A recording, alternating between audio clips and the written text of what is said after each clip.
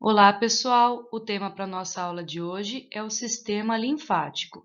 Nós estamos estudando a imunidade.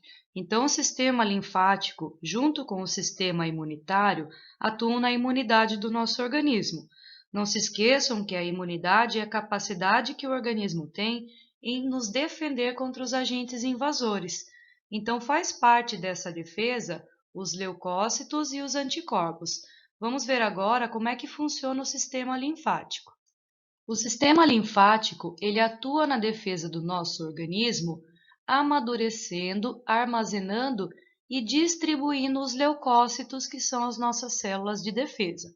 Nós iremos falar de um tipo específico de leucócito, que é o linfócito, aquele tipo de leucócito que produz os anticorpos que fazem a defesa específica do nosso organismo.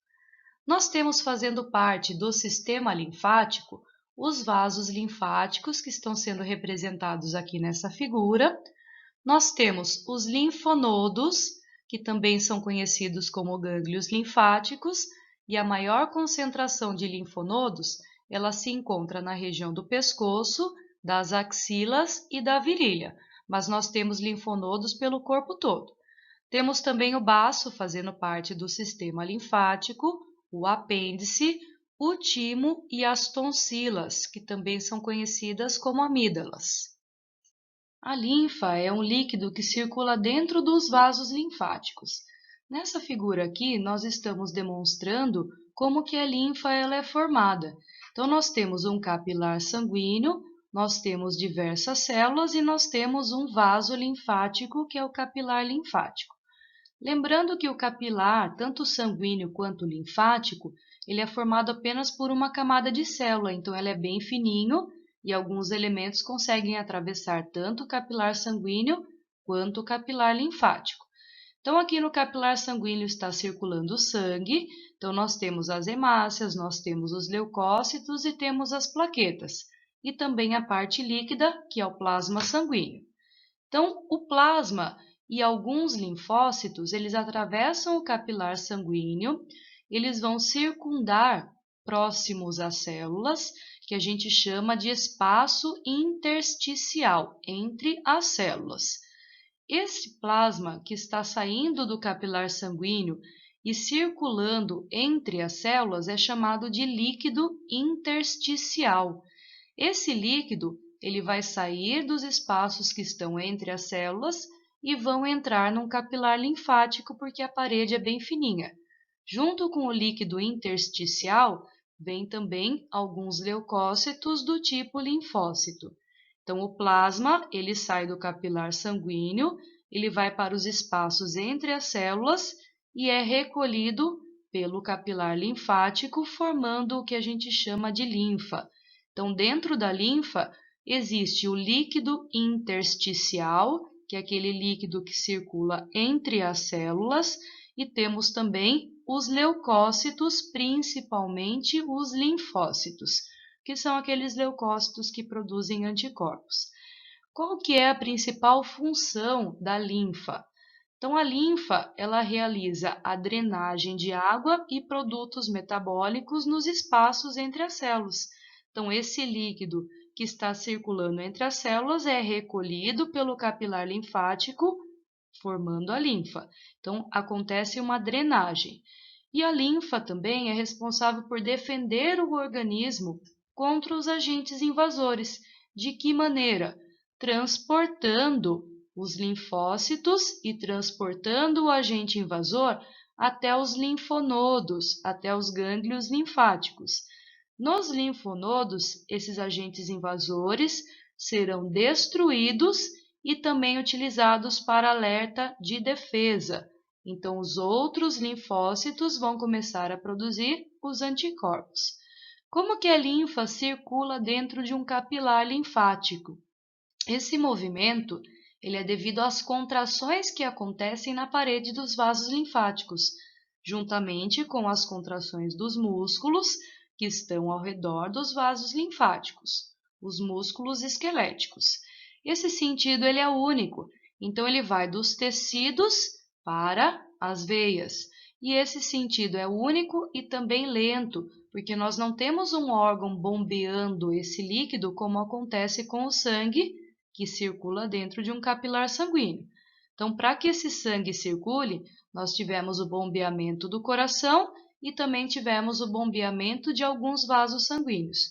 No caso da linfa, nós não temos um órgão para bombear, então esse movimento ele vai ser lento, porque ele depende da contração do capilar linfático e também dos músculos esqueléticos ao redor desses capilares. Como que o sistema linfático ele atua na defesa do nosso organismo? Então, o micro-organismo ele vai entrar na corrente sanguínea e ele vai ser direcionado para os linfonodos junto com a linfa.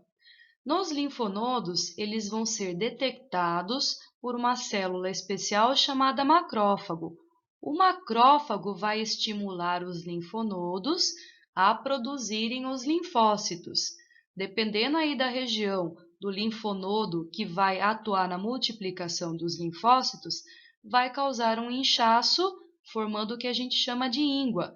Normalmente a íngua ela é formada na região do pescoço, na região das axilas ou da virilha, que é o local onde se encontra uma maior concentração de linfonodos.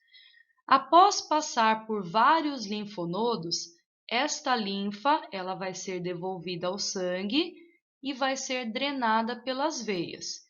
Então, para formar a linfa, o plasma, ele sai do capilar sanguíneo, vai para o espaço intersticial e vai para o capilar linfático.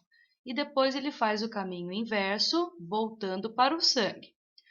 Os linfócitos, eles podem ser produzidos também na medula óssea vermelha, no baço, no timo, nas tonsilas e no apêndice, além dos linfonodos, como eu expliquei aqui nessa parte.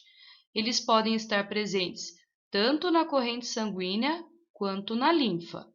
E os linfonodos, eles acabam funcionando como um filtro, porque neles vão ficar retidos os patógenos, as partículas estranhas e também as células mortas que foram utilizados na defesa do organismo. Para manter uma boa imunidade, nós precisamos preservar o nosso sistema imunitário e o nosso sistema linfático. De que maneira que a gente faz isso?